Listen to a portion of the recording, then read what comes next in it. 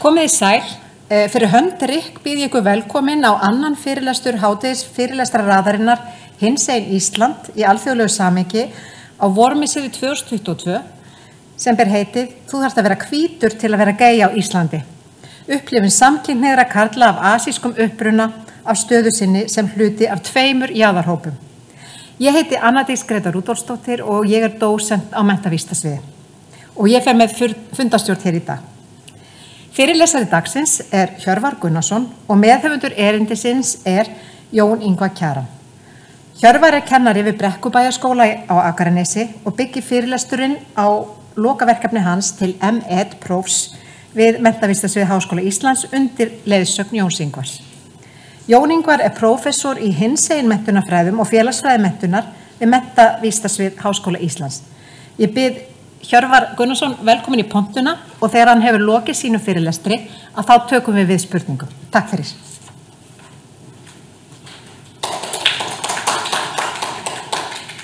Takk fyrir. Góðan daginn. Gaman að sjá ykkur. Og þið sem eru að horfa heima, gaman að þið sjáðu mig. Það sem ég sé ykkur alls ekki neitt. Gaman að vera komin. Hér í dag ætla ég að kynna ykkur verkefni sem eins og kom hérna fram, byggt á meistararannsókn minni sem ég vann við menntavísindasvið og skilaði núna síðasta vor.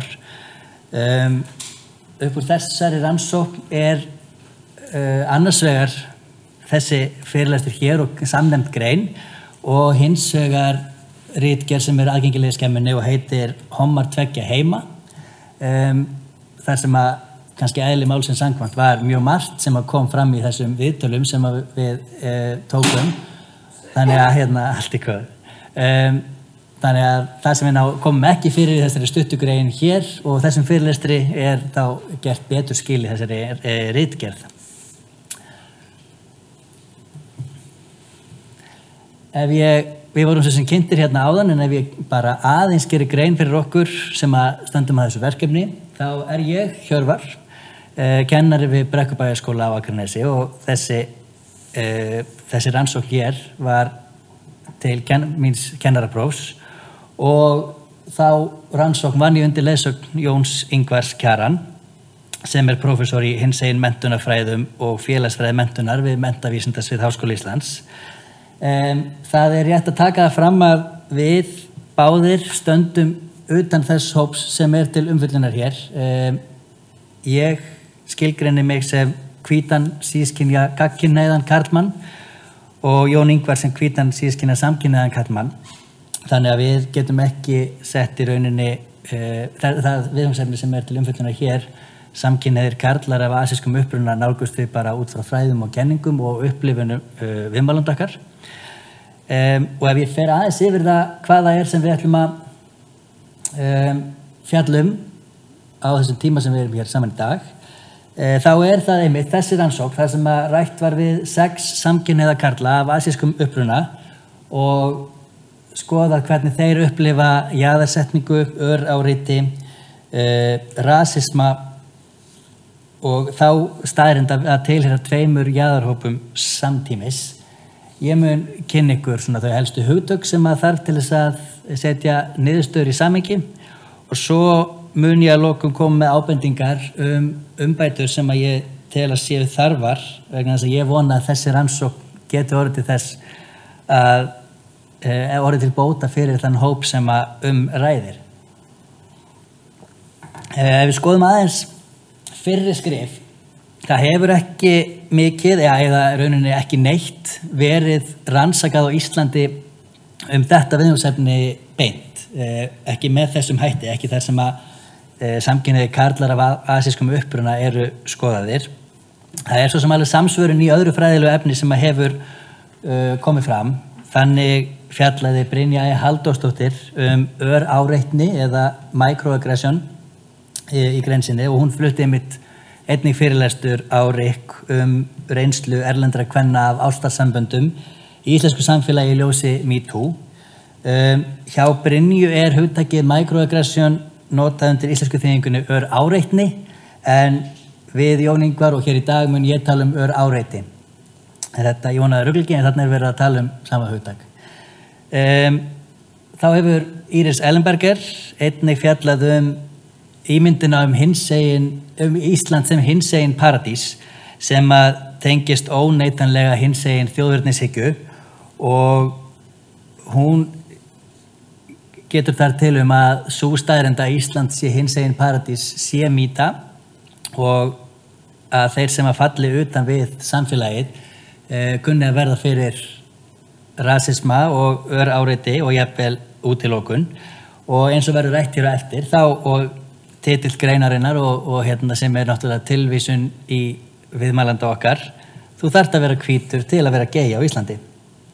Í Bandaríkjunum hefur þetta viðfangsefni aðeins verið skoðað þar sem að kemur fram að hommar af asískum uppruna upplifa hunsun, útilokun, kúgun og þöggun og þá séu asískir hommar kvengerðir og lítillækkaðir og staða þeirra sem hluti af 2 jaðarhópum geti leitt til einangrunar eða eins og einn sem ég las orðaði að hann fyndi fyrir svona ósýnileika að staða hans, hann féllir svolítið á milli skips og bryggju og væri ósýnilegur þar sem hann ætti í rauninni hvergi heima. Mér langar aðeins að kynna markmið og ástæðu þess að við lögðum að stað með þetta verkefni. Markmiðin eru í rauninni 3. Í fyrsta lagi að varpa ljósi á upplifun samkynhneigðra karla af asískum uppruna af því að tilheyra fleirum en einum jaðarhóp. Í öðru lagi að draga fram upplifun samkynhneigðra karla af rasisma og öráreiti á grundvelli kynhneigðar annars vegar og hins vegar erlends bakgrunns eða þá asísks bakgrunn í þessu tilfelli. Og svo í 3. lagi að sýna hvernig þessi fyrrgreindu hópur veitir mótspyrnu eða reynir að trufla hina rasísku og þjóðhverfu orðræðu og þar með taka sér pláss í veruleikanum sem annars hvítur. Þessi 6 samkynhneigðu karlar af asískum uppruna við nálguðumst þá í flestum tilfellum í gegnum umræðuhópa á samfélagsmiðlum. Í einhverjum tilfellum gátum við notað snjóboltaúrtak eða sem sagt að þeir sem höfðu samþykkt þátttöku eða ég hafði hitt þekktu til einhverja sem hentuðu til þess að taka þátt í rannsókninni. Tekin voru opin viðtöl og lögð mikil áherslu á óhefta frásögn þannig að þessi rannsókn byggir á lífsreynslu sögum sem að komu við óhefta frásögn og þar náttúrulega byggir rosalega mikið á trausti og gagnkvæmu trausti rannsakanda og viðmælanda og það nú rétt bara við þetta tilefni að þakka innilega öllum þeim sem að tóku þátt. Það var náttúrulega ómetanlegt að fá að setjast niður og ræða við þessa karla þeirra reynslu heim og alls ekki sjálfsagt að vera veitt þetta mikla traust. Þeir þáttakendur voru á aldursbilinu 21 til 38 ára þegar rannsóknin var framkvæmd eða þegar viðtölin voru tekin og að sjálfsögðu voru nöfn og aðrar persónugreinlegar upplýsingar afmáðar þannig að ég mun hér á eftir nota einhver nöfn þau að sjálfsögðu uppspunni til þess að ekki sé nú hægt að rekja svör til þáttakenda. Ef við skoðum aðeins þessi helstu hugtök sem að verður svo sett í samhengi við reynsluheim viðmælanda minna, þá eru það þessi 4 hér. Samtvinnun mismunabreyta, öráreiti sem ég nefndi hérna aðeins áðan, hvítleiki og hinsegin þjóðernishyggja sem ég líka svona ofurlítið nefnt, en ég ætla aðeins að fá að útskýra hvað þetta er. Samtvinnun mismunabreyta hefur verið notað hugtak sem notað í kynjafræðinni og á rætur að rekja til svartra feminista sem vildu draga fram ólíka reynslu svartra kvenna sem höfðu upplifað kynbundið ofbeldi. Þannig má lýsa samtvinnun mismunabreyta sem fræðilegu verkfæri sem nota má til að skoða valdamismun sem birtist jafnt í orðræðu sem og í raunveruleikanum og þá hvernig mismunabreytur spila saman og geta stuðlað að frekari jaðarsetningu og kúgun. Og ef við setjum þetta í samhengi við viðfangsefni dagsins, þá eru mismunabreyturnar hér í dag annars vegar kynhneigð, samkynhneigð og hins vegar asískur uppruni. Öráreitið, Það lýsir sér best sem stutt og stöðug skilaboð sem að lýsa fordómafullum viðhorfum. Þau geta bæði verið meðvituð og þá ætlunin að særa, svo geta þau líka verið ómeðvituð. Öráreiti ekki bundið við þá tiltekin atburð eða aðstæður, heldur felst áreitið og skilaboð sem að koma úr öllum áttum. Öráreiti má skipta niður í þrjár undirtegundir sem að ég mun skýra betur eftir smástund. Hugtakið hvítleiki hefur einnig verið notað sem greiningarhugtak í þeim tilgangi að draga fram það hugmyndafræði sem liggur þar að baki og hvernig hvítleiki félagslega mótaður. Jafnframt hefur hugtakið kynþáttur verið afbyggt og áhersla lögð á að sýna hvernig forréttindi hvítra á kerfislegan hátt endurframleidd innan samfélagsins og stuðla að kúgun annarra hópa sem ekki falla að ríkjandi menningu og af öðrum kynþætti. Jafnframt má segja að undirrót hvers kyns rasisma megi finna í kerfislegum þáttum sem ýta frekar undir valdastöðu og forréttindi hvíta. Og viðmælendur okkar höfðu flestir, ef ekki allir, upplifað á eigin skinni hvernig það að vera öðruvísi í samfélagi sem annars hvítt. Og síðasta hugtakið, hinsegin þjóðernishyggja, skilgreinir tiltekna hópa hinsegin fólks sem hluta af þjóðinni, oftast þá sem að tilheyra hópnum og teljast vera hvítir og úr millistétt. Jafnframt málefni hinsegin fólks og réttarstaðar þeirra á Vesturlöndum notuð til að jaðarsetja þessa hópa sem koma frá öðrum menningarsamfélögum sem og að lýsa þeim svæðum sem hafa ekki innleitt sömu réttindi til handa hinsegin fólki verandi á mörkum hins siðvætta heims. Og þessi hugtök munum við svo setja í samhengi hérna rétt á eftir, en ég var búinn að lofa nánari skilgreiningu á öráreiti. Og öráreiti þetta þrennt. Það örógildingin sem að felur í sér ónærgætna hegðun eða athugasemdir sem gera lítið úr fólki og þar getum við tekið sem dæmi það til dæmis að asískir karlmenn hafi ekki sjálfstæðar skoðanir eða langanir og jafnvel það viðhorf að asískir karlar gangi kaupum og sölum en slíkt viðhorf þekktist hjá nokkurum viðmælanda okkar. Í öðru lagi það örmóðgun sem felur í sér að lítilsvirða menntun og reynslu fólks og það getur falið í sér til dæmis að tala ensku við fólk sem að lítur út fyrir að vera ekki frá Íslandi eða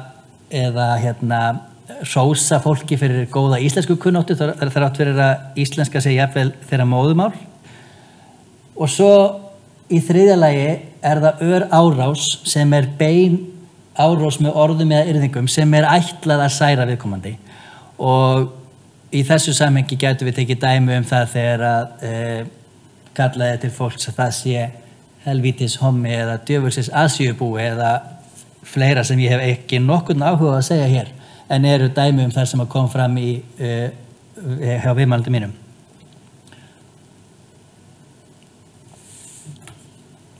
Áður en að við förum í niðurstöðurnar og það sem að fólk jafnvel komið til þess að heyra hér í dag þá langar mig aðeins að varpa þessu aftur upp, ástæðuna fyrir því að við erum að þessu og hvert markmið okkar með þessi rannsókn Það var að varpa ljósi á upplifun þessara asísku homma af því að tilheyra þessum fleiri en einum jaðarhópi. Í öðru lagi var það að draga fram reynslu þeirra af rasisma og öráreiti, annars vegar á grundvelli kynhneigðar og hins vegar asísks bakgrunns. Og í þriðja lagi það að sýna hvernig veita mótspyrnu að trufla þessa rasísku orðræðu og þar með taka sér pláss. Niðurstöðurnar settar fram undir tveimur þemum, annars vegar þema tungumál og uppruni og hins vegar hvítleiki og rasismi. Á meðan það fest í minnunu þetta með mismunandi tegundir öráreitis, þá vil ég koma því á framfæri áður en ég tek dæmin, að örógilding, það að gera lítið úr reynslu heim eða menntun fólks, var mjög algeng á meðal viðmælanda. Það höfðu allir einhverja reynslu af slíku. Tungumálið og upprunnin. Tungumálið valdatæki og getur verið notað til þess að jaðarsetja fólk. Það getur verið notað til þess að mismuna fólki og það getur verið notað til þess að hreyta í það ónotum. Tungumálið hægt að nota til þess að koma á framfæri niðrandi athugasemdum í garð fólks sem ekki fellur að ríkjandi gildum í samfélaginu. Það jafnframt notað til þess að draga fólki dilka og hina þá sem ekki falla að ríkjandi normi. Við erum alltaf að díla við þetta sama ríkjandi norm. Ég ætla að bregða hérna upp tilvísun í Nikola sem fæddur í Palestínu og hann segir ég var að vinna, kemur maður inn og segir bara can I have a beer please? Og ég eitthvað síðar talar íslensku? Ég held að væri kannski túristi eða eitthvað svoleiðis, segi ég við hann. Hann bara, nei auðvitað, ég íslenskur. Hvaðan þú? Svo eiga hérna eitthvað smáspjall. Þá segir hann, nei það getur ekki verið. Það engin Íslendingur sem heitir Nikola. Og síðar í þessu spjalli þeirra á barnum segist Nikola kom úr Hafnarfirði þegar hann rukkaður það hvaðan hann komin eiginlega, sem ekki tekið sem gilt vegna þess að hann hvorki lítur út fyrir nýja heitberi nafn sem að geti komið úr Hafnarfirði. Hér í þessu dæmi sem að gerist á bar einhver staðar gert ráð fyrir að Nikola tala ekki íslensku og geti ekki komið frá Íslandi, eingöngu byggt á hans útliti. Leið og það ógilding að gera ráð fyrir að hann tala ekki íslensku, þá myndi ég nú segja að þetta svona ansi aggressíft dæmi sem að jafnvel megi skilgreina sem árás fyrir utan náttúrulega rasismann sem gegnum gangandi í þessu spjalli. Næst ætla ég að bregða upp dæmi útilokun sem kemur frá Þorsteini og þar lýsir hann útilokun á stefnumótaforritum og hann segir já, þú veist, það virðist vera svona á þessum dating uppum, þú veist, af því að hommar þykjast eru rosalega open-minded, þeir eru rosalega tilbúin að deyta hvern sem nema asíska. Ég man sko hérna á tímapunkti þegar ég var single og var á þessum dating uppum að hérna án þess að viðkomandi var búin að sjá mynda mér og ég skrifa að ég veri asískur, það bara strax, þú veist, skorið á. Hérna lýsir Þorsteinn því hvernig uppruni hans útilokar hann frá samfélaginu og þið heyrið, eingöngu uppruni, ekki nokkuð annað.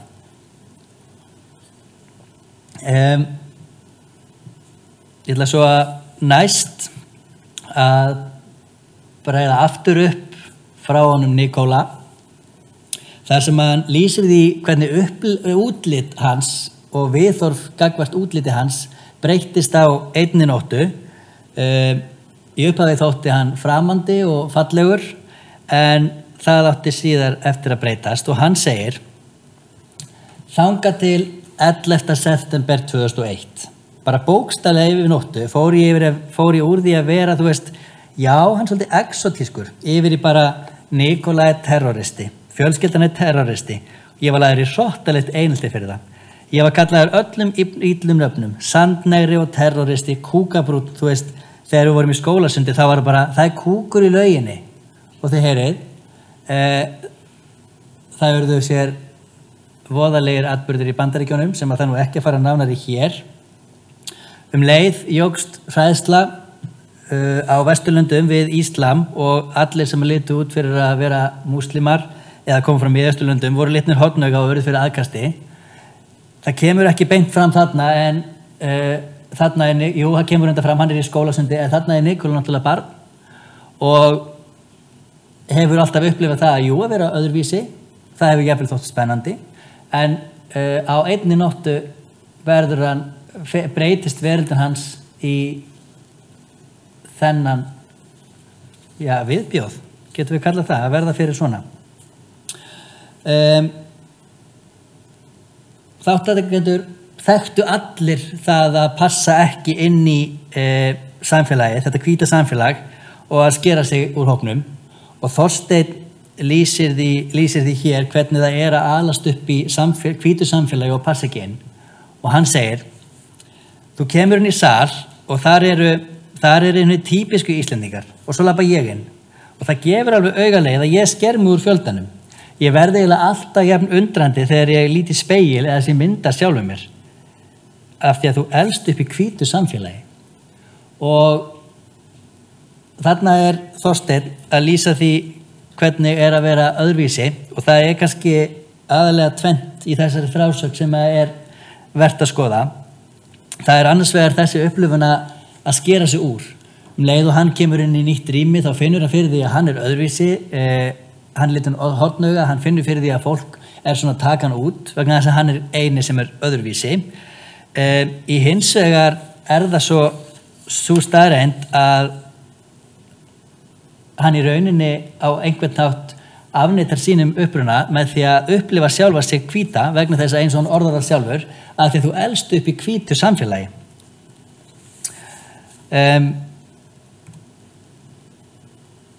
Það var gegnum gangandi í máli minna viðmælanda að rasismi og jaðarsetning innan þess sem við köllum hér í dag samfélags samkynhneigðra.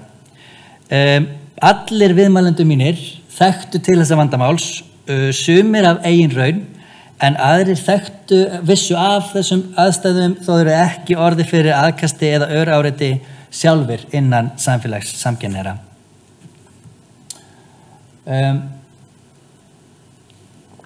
Svo virðist vera bæði byggt á fyrri rannsóknum í Bandaríkjunum og því sem að viðmælendur mínir sögðu í þessari rannsókn að asískir hommar séu neðst settir eða lægst settir innan samfélags samkynhneigðra.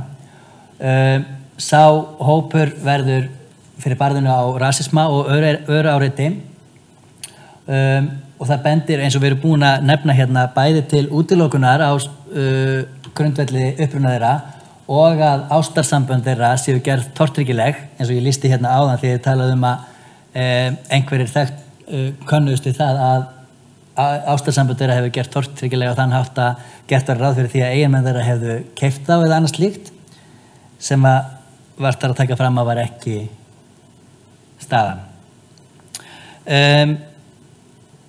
Ég ætla núna að fá tilvísun í Taylor sem að vísar í upplifun sína af þáttöku í samfélagi samkynhneigðra, þar sem hann lýsir örárásum, rasisma og útilokun sem að skýrist af uppruna hans og verður til þess að hann hefur ekki hug á því að taka þátt í samfélagi samkynhneigðra og hann segir: þarna var ég upphrópaður og kallaður Asíubúi, orð sem ég hafði aldrei heyrt áður væri ljótt. Þetta gay samfélag á Íslandi, þau vilja bara halda sig fyrir sig og þarna upplifi ég rasisma. Þú þarft að vera hvítur til að vera gay á Íslandi. Ég tek aldrei þátt í, og það sem hann talar hinsegin samfélagið, ég ekki velkomið þar. Og eins og að sjá má á þessari frásögn, þá upplifir hann það og þarna hann að lýsa því að hafa verið á einhverjum viðburði þar sem hann upplifir því að hann sé öðruvísi og það sé eitthvað ljótt að vera Asíubúi og eins og hann segir sjálfur eitthvað sem ég hefði aldrei heyrt áður að væri ljótt eða niðrandi. En hvernig brugðust viðmælendur mínir við þessum árásum, örárásum og rasisma? Ef við skoðum aðeins upprunan þá var nokkuð algengt að þessir karlar byggju sér til mjög íslenska ímynd. Einhverjir tóku á það ráð að fara að æfa það sem við getum kalla svona íþróttir þar sem mikil þjóðernishyggja undir, hérna, við getum tekið dæmi glímu eða annað, fara að klæðast lopapeysum. Einhverjir fóru þá leið að loka á samskipti við þá fjölskyldumeðlimi sem ekki vildust aðlagast íslensku samfélagi. Sem sagt, þeir sem voru fluttir til Íslands en ekki tilbúnir að læra íslensku og vildu ekki taka þátt í því. Á hinn bóginn, viðbrögð gegn rasisma sem byggist á kynhneigð, þá var það einmitt algengt að búa sér til örugt hinsegin rými með fjölskyldum og vinum. Margir töluðu gæðastundum með fjölskyldu og að vera frekar með sínum nánustu heldur en einmitt að fara og sækja sér viðburði eða skemmtanir þar sem að aðrir samkynhneigðir hittast. Einn af viðmælendum mínum telur sig virkan þáttakanda á vettvangi samtakana 78 einmitt með það að markmiði að stuðla að breytingum vegna þess að sá þáttakandi eða sá viðmælandi minn þekkti til þessa rasisma gegn asískum homum og þótti heillavænlegra að takast á við vandamálið innanfrá heldur en að horfa á það utanfrá. Það má því segja að allir sem að ég ræddi við hafi verið meðvitaðir rasisma og öráreiti innan þessa samfélags sem að umræðir og jafnframt að hálfu hvítu hommana sem oft sendu þeim rasísk skilaboð á stefnumótaforritum. Að samanskapi byrndu við og gagnrýndu slíkt hátterni með það markmiði að draga fram birtingamyndir rasisma og öráreita. Þetta hafa einhverjir gert á opinberum vettvangi og á samskiptasíðum hinsegin fólks, en einnig með því að taka þátt í þessari rannsókn og segja sögu sína og ég bind vonir við það að þetta sé skref til bóta þar sem að unnið verði gegn rasisma og öráreiti og einmitt við sem að stöndum að þessari rannsókn, þessu verkefni vonumst innilega til þess að þessi rannsókn geti orðið til úrbóta fyrir þann hóp homma sem að við fjöllum ef við skoðum aðeins öráreitið og rasismann bæði gagnvart kynhneigð og uppruna, þá það nú bara svona hlutverk samfélagsins. Það hlutverk allra að líta sér nær og við sem samfélagi erum ekki komin eins langt og við kannski stundum höldum þegar kemur að rasisma og öráreiti. Hins vegar leggjum við til við samtökin 78 og aðra þá sem að fara fyrir hinsegin samfélaginu á Íslandi að leggja sig fram að vera málsvari alls hinsegin fólks. Það kom fram nokkru sinnum í þessum samtölum eða viðtölum að þeim þætti hinsegin litrófið á Íslandi vera ansi litlaust og það vantaði bara töluvert marga liti í regnbogann og það mín von að þeir litir geti tekið að skýrast og ég held að þetta verkefni hér sem að við kynnum eigi að geta verið skref í þá átt. Annars ég búin að segja allt á hundavaði sem ég ætlaði að segja. Þú ert að taka við það ekki?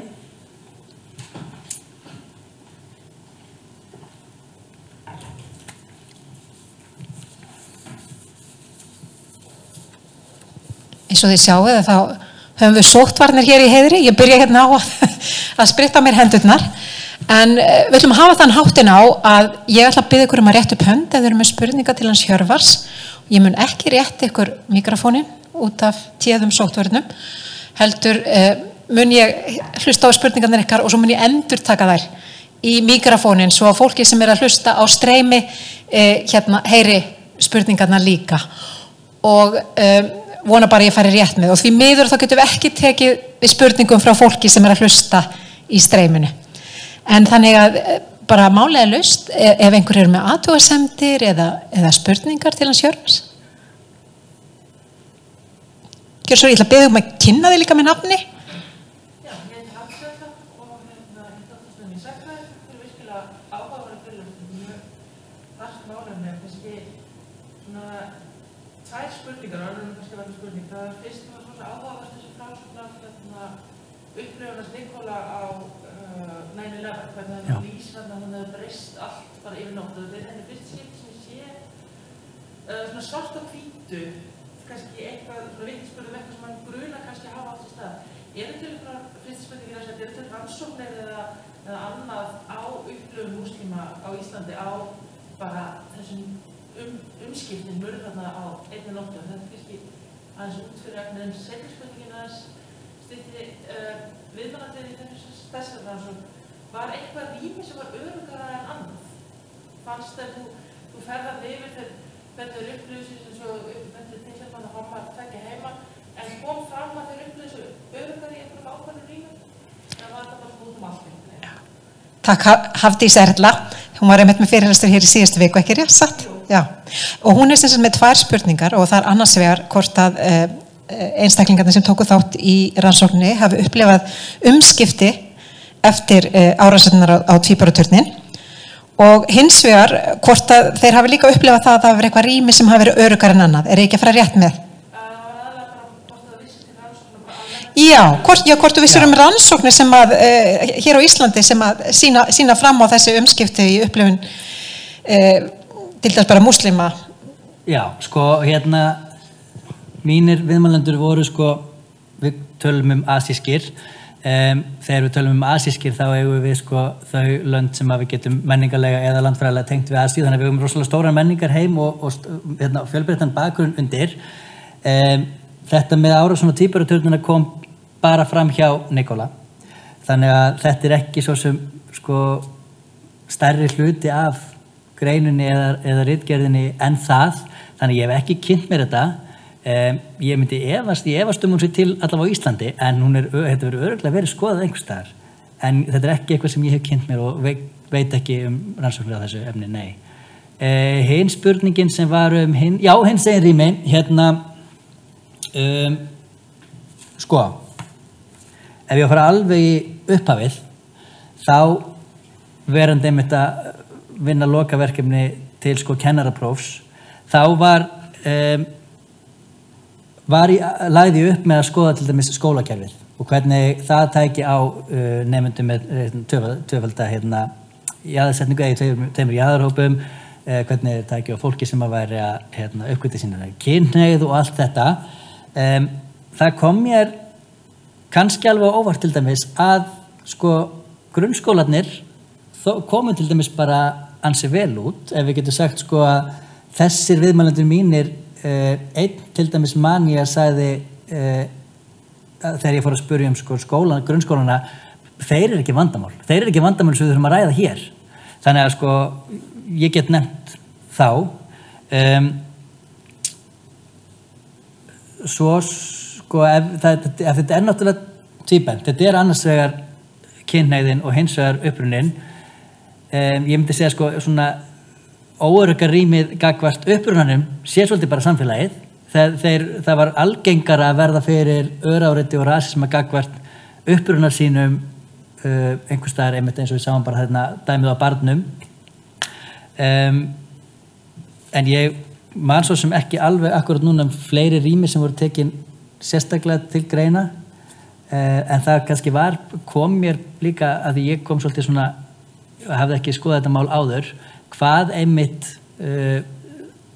samkynhneigðra, hinsegin samfélagið þóttu óörugt. Þannig að það var rauninni kannski frekar rauði þráðurinn í þessu allt saman. Ég voni ég hafi svarað spurningunni.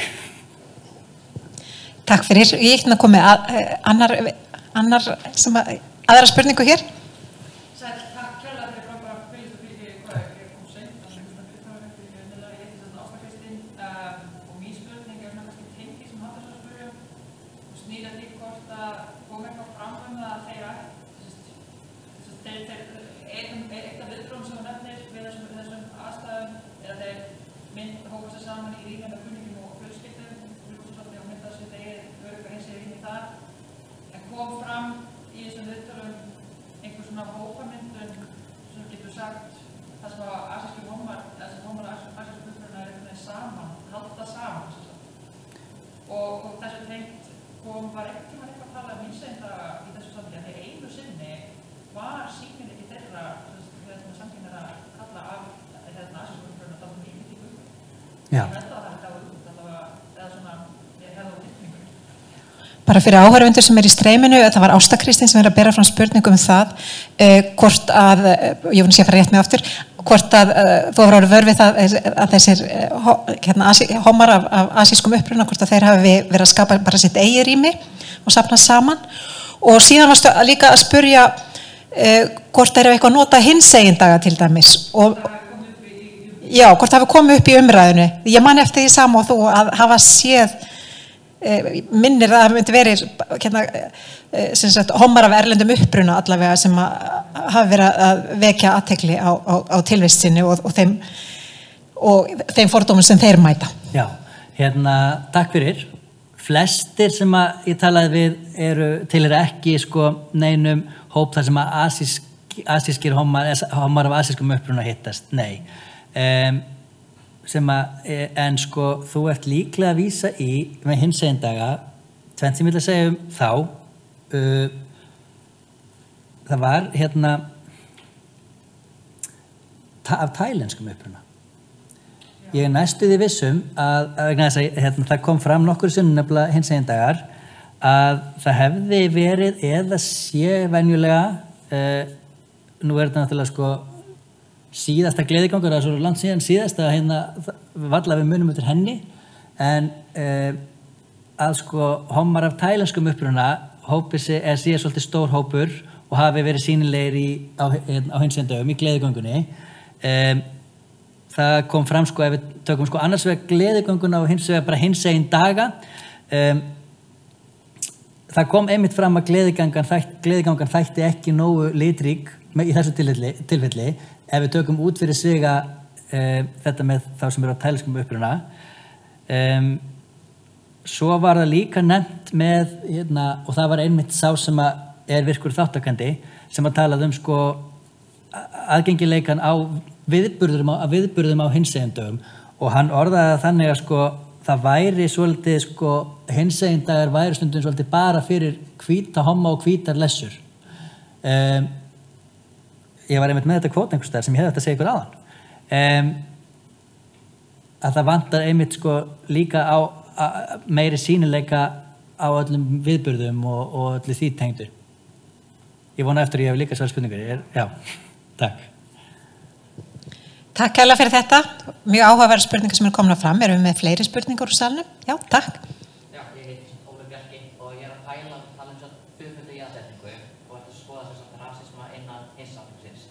En ég að pæla eitthvað að skoða kannski homofóbíu ef það voru einhverju asísku samfélagina á Íslandi, skoða eitthvað hvernig það væri líka þá að vera hommi inn í því samfélagi versus að vera að sé ekki, það erfitt að vera asískur inn í hinsegin samfélaginu en skoða hvort það væri erfitt að vera samkynhneigður inn í asísku samfélaginu. Já, var nafni ekki Ólöf Bjarki? Já, Ólöf Bjarki spyr hvort það var við það að það væri erfitt að vera hommi líka inn í asísku samfélagi. Já, takk fyrir. Eins og ég nefndi áðan þá rosalega fjölbreyttur menningarheimur undir. Við erum með þáttakendur í þessari rannsókn frá Filippseyjum, þar sem að það þótti ekki erfitt til dæmis á þeim að vera hommi og hvort sem við erum að tala sko með ættingum eða fjölskyldu hér á landi eða ef þeir fara til Filippseyja. Svo erum við til dæmis með þáttakendur sem eiga uppruna sem rekja til Indónesíu. Þar í Indónesíu virðist vera að þú flaggir ekki samkynhneigðinni. Þannig að það svolítið sko byggt á hvaðan upprunuðin og eins líka sko til hvaða landa þú ferð. Einhverju töluðu að við ferðumst rosalega mikið en við ferðumst ekki til þessari landa, þar sem að við megum ekki deila hótelherbyggi, við megum ekki leiðast, við megum ekki vera hjónin sem við erum. Þannig að já, kannski aðeins misjant hvaðan þeir ráku uppruna og hvert ferðust. En jú, þetta kom fram. Takk, Hjörvar. Eru fleiri spurningar úr salnum? Má fundarstjóri lauma inn eitt spurning? Endilega. Mér fannst bara áhugavert, þú varst að segja að þú varst að tala við homma sem tilheyrðu 2 heimum og þú stæðir fyrir utan þá. Hvaða áhrif fannst þér það hafa á það hvernig þú varst að lesa úr gögnunum til dæmis? Fannst þér að vera kostur? Mögulega verið kostur í einhverju leyti, en hvenær var það galli líka? Fyrir ekki að tilheyra 2... Ég er eiginlega að spyrja svona reflexivity eða ígrundun í sambandi við þína stöðu gagnvart rannsóknarefninu og að þú varst að tala að þeir eru tilheyra 2 heimum og ég held að þú hafa sagt það þannig, hommar sem tilheyra 2 heimum. Já, sko allavega titillin á ritgerðinni sem hitt við hinn afurðin heitir náttúrulega hommar 2 heima. Hommar 2 heima, nákvæmlega. Og þú talar þú stæði fyrir utan þá. Já. Og það sem ég er að spyrja þá, af því þú fer svo síðan inn í þetta og reyna að kynnast þessum heimum og að hvaða leyti fannst þér það að vera þér fjötur fót að þekki kannski ekki þessa heima betur og að hvaða leyti kannski hjálpaði þér að koma bara algjörlega bláeygður inn í þetta? Sko, góð spurning, takk fyrir þetta. Það náttúrulega sko það að ég standi algjörlega utan, ég náttúrulega hef bara lesið aðrar rannsóknir og ég náttúrulega sko naut þess að fá að geta að ná að setjast niður með þessum körlum og bara ræða vel og lengi og komast og fá að heyra þeirra upplifun af þeirra menningarheimi, svo mætti segja. Að því sögða sko að því að talar að koma kaldur inn, að það var rosalega áhugavert að því að sko ef við tökum kannski stóru niðurstöðurnar hér í dag séu þjóðernishyggja, hinsegin þjóðernishyggjan, það eitthvað sem ég til þess bara hafði ekki hugmynd en var svo eitthvað sem allir sem ég ræddi við þekktu til. Þannig að auðvitað var þetta bara að miklu leyti bara rússíbanareið að fá að kynnast einhverjum svona heimi sem að lá einhver staðar sem ég bara þekkti ekki til. En vissulega mér finnst það bara svo gott. Ég sé ég held að hafa ekkert verið neinn svakalegu galli, þetta bara nálgast í viðfangsefnið þannig og treysti því að það sem að þeir sögðu mér, þessi viðmælendur, væri allt saman rétt og satt, sko. Já, algjörlega, en það ekki spurning það hvort þetta sé rétt eða satt, þetta bara heldur það, hvert sjónarhornið þegar maður kemur inn og það getur einmitt oft verið bara mjög gott ef maður þekkir ekki til, þá kannski spyr maður spurningar sem öllum finna sjálfsagðar og þá kemur það upp á yfirborðið, sem nákvæmlega það sem þú ert að segja. Og þetta sjálfsagt upplifði þetta bara sem pínu kjaftsök býst ég við. Já, að vissu leyti, sko. Já, komast að þessu. Þetta er alltaf sem við byggjum alltaf alla rannsakendur að gera í eiginlega rannsóknum, það að spá í sína stöðu gagnvart viðfangsefninu fyrir ekki þessa innkomu aðferðafræði kennarans. En eru einhverja fleiri spurningar hér úr salnum? Já, Elí?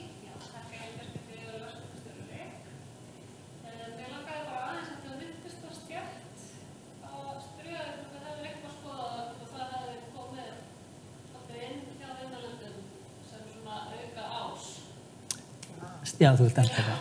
Mjög góð spurning frá Elínu Björk það hvort að stétt hefur komið inn sem svona auka ás, svona enn eitt svona þáttur sem hægt að mismunna út frá í viðtölunum. Í stuttum máli nei. Auðvitað kom það fram að því við ræddum grunnskólagöngu til dæmis og hvernig það hefði gengið, það var svona hluti af því sem við ræddum með þá til dæmis sko tungumálsins og þá komu auðvitað fram sko þeir sem að voru aldur upp á heimilum þar sem ekki var auðvitað að segja aðstoð til dæmis bara ef við tölum að læra íslensku eða aðstoð við heimanám, það kannski svona eina sem að kom nákvæmlega fram með stétti, hvort við tókum hann ekki með sem breytu, nei. Takk kærlega fyrir þetta. Þetta eru mjög sláandi niðurstöður úr þessari rannsókn. Hefur þau eitthvað að hugsa það hvernig væri hægt að nota þær til þess að vinna gegn þessum fordómum til dæmis sem að þessir karlmenn eru að lýsa í þessu viðtali? Já, ég held og vona að þetta sé allavega fyrsta skrefið og ég held að eins og við tölum bara í lokin að sko þeir sem að fara fyrir hinsegin samfélagi samkynhneigðra, samtökin 78 og aðrir taki kannski svolítið bara þennan bolta leggja af stað með einhverja fræðslu, reyni að nálgast þennan hóp auðvitað lýsti ég áðan meðvitaðri sniðgöngu aðrir sem að tölum kannski svona ómeðvitaðri sniðgöngu gagnvart þessu samfélagi en ég held allavega að þetta sé bolti sem væri vert að reyna að grípa og reyna að nálgast þennan hóp, ég alveg sannfærður það. Þú lýsir líka mörgu sem að koma fram í öðrum rannsóknum eins og bara til dæmis hvernig tungumáli að nota til þess að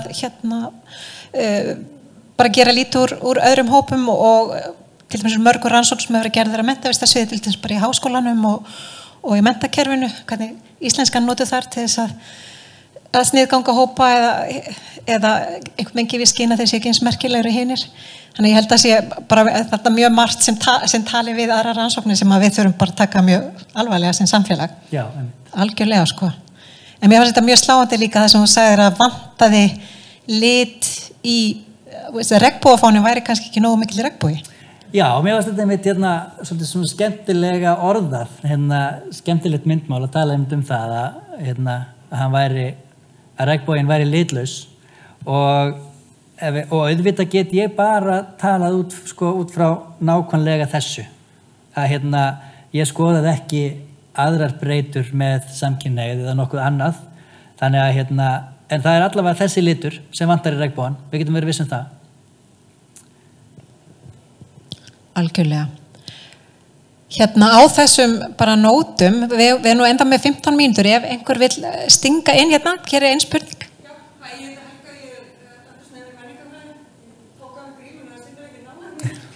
Gjör svo vel. Ég datt inn í kannski fyrir svona 2-3 árum og var svolítið mikið fór ég að sjá svona asíska karla sem rómantískar hetjur í sjónvarpsþáttum og kvikmyndum og allt svolítið inn í svona lestur það og mér finnst þetta svolítið áhugavert að tala hvernig þeir væru ekki gerðir sexy á saman hátt og svartir hafi ekki gerðir og hvítir og þannig að þú veist hvað væri byltingakennd þegar þeir eru kynferðisleg viðbrögð, þú veist, til dæmis bara í gamanþáttum eða kvikmyndum eða eitthvað svoleiðis. Ég var bara svona spáð svona hver þín tilfinning væri, bara svona þú veist, ámegilegt í samfélaginu, svona hver þín tilfinning væri fyrir svona hlutum og hvort þetta svona breyta byltingamyndir þú veist, skipta máli. Þetta er spurning frá Helgu, svona benda á að svona kannski hvernig asíski karlmenn hafa verið að breytast þeirra birtingamynd í svona bara mainstream efni, sjónvarpsefni og fleira, sem svona rómantískar hetjur, ég hef einmitt tekið eftir þessu líka. Og já, bara svona hverja þínar hugmyndir séu það og hvort þú haldir að það breyti einhverju. Já, sko, þessir karlar sem ég talaði við voru 21 til 38 ára og þannig að þeir voru að horfa á barnaefni og ofurhetjumyndir fyrir ég veit ekki, 10 til 20 árum eða 30 eða eitthvað svo leiðis misjant eftir þeim og það kom einmitt fram hjá þeim mörgum hvað einmitt vantaði ef við tökum til dæmis bara hvítleikan hvað líka menningarefnið var hvítt og ég man þegar við höfum aðeins rætt að Nikola sem var exotískur og varð svo útrópar terroristi og þaðan að vera hann fann til dæmis bara samsvörun í Aladín og ég man hvernig hann lýsti því svo óx hann upp úr Aladín og þá var ekki neitt og þannig að þá kannski ég hef náttúrulega ekki, ég er líka bara svo lélegur í bíómyndum og sjónvarpsþáttum að ég hef ekki tekið eftir þessum breytingum en þeir með tölum þetta, það vantaði allstaðar sá sem ég get verið þegar þeir voru litlir Já, og bara með öllum þeir stöðlum sem eru núna við gerð sjónvarpsefnis að það náttúrulega gert til þess að allir hafi einhverja samsvörun en allavega höfðu þeir ekki þá upplifun að einstaðar nei, nú ég reyndar að taka aðeins svo djúpt í árunni því að svo sérstaklega svona aðeins síðar þegar fóru þeir að sjá í gegnum samfélagsmiðla einhverja sem þeir gátu svona tengt við en svona sem börn að horfa á myndir nei, aldrei neitt eins og ég alltaf verið ég einhvern veginn öðruvísi Já, ég spurði hvort þetta hafi verið barnaefni en við Helga höfum örugglega báðar verið að horfa á The Good Doctor til dæmis Nei, það hefur verið svolítið að koma svona asíski karlmenn sem svona hálfgeð kyntákn þá kannski meira verið að höfða til svona kvenn áhorfenda, ég veit það ekki Crazy Ex-Girlfriend, já. Hann svona Pacific, sem enn sjálfgefara, að, Pacific, já, en þú veist frá 6 kynhæðssegjum sem enn sjálfgefara að séu hátt og sexy í bíómyndum. Og við erum bara að spá í margbreytileikan á sexy kallmönnum í bíómyndum. Líka bara, þú veist, að því að ég feministu það búin að vera þessu debatti og þessi áreikundin, bara svona, hei, við viljum fá að vera sexy og mér finnst þetta bara ótrúlega forvitnilegt svona sjónarhótt Já. og einhvern veginn að vilja fá að vera partur af þessu sexinesi. Já, einmitt, og ég held að þessi líka bara mjög góður punktur eins og til þess bara þeir eru kannski alast upp og þeir að tala veist, þeir hafa ekki haft neina fyrirmyndi nema Aladín. Já, einmitt kannski þegar að þörfin mest. Já, þegar maður einmitt að leita að einhverjum sem og þess eins og ég. Já. Og ég get orðið svona. Líka bara hvað inclusivity, hvað fer víða, það fer inn í öll möguleg hólf saman hvaðan spretta hugmyndafræðilega, það einhvern veginn. Já. Og þarf einmitt að vera sérstaklega í þessu svona mainstream efni sem við erum svona mikið að horfa á að þar sé fjölbreytileikin meiri. Að þar séum við með alla regnbogans-liti líka. Einhverja fleiri, við erum aðeins komið út fyrir, við erum aðeins farnar að lita út fyrir, en einhverja fleiri spurningar hér? Það bara segir það hvað þetta efni áhugavert að Heyrðu, þá ætla ég bara að þakka þér, Hjörvar, kærlega fyrir. Takk fyrir mig. Og ég þakka Hjörvari kærlega fyrir fyrirlesturinn og ykkur fyrir komuna og vet athygli á að næsti hádegisfyrirlestur verður eftir viku. Ég heyri það frá henni Elínu að þetta sé bara mjög stíf dagskrá hér í þessari fyrirlestraröð, en það verður 50. 17. febrúar. Þá mun Þorsteinn Vilhjálmsson flytja erindi sem nefnist Replasera kvenfólkið með litlum sætum strákum, Megas hinseginleiki og friðhelgi listamannsins. Örugglega mjög áhugaverður fyrirlestur. En nánari upplýsingar dagskrá RIK má finna á heimasíðu stofnunarinnar rik.hi.is. Upptaka fyrirlesturinn verður gerð aðgengilega á YouTube rás hugvistasviðs og einnig á heimasíðu RIK þar sem má nálgast eldri upptökur af viðburðum. Ykkur sem hingað komu þakka ég kærlega fyrir að koma hingað og ykkur sem að hlusta þakka ég kærlega fyrir að taka þátt í þessu líka. Og ég bara óska þér velfarnaðan með því þú hlýtur að vera að halda í frekari rannsóknir. Eigum við að ræða þetta, þú bara slökkva á? Já, við ætlum að slökkva og látum þetta sem sagt bara gott heita núna. Takk ykkur kærlega fyrir.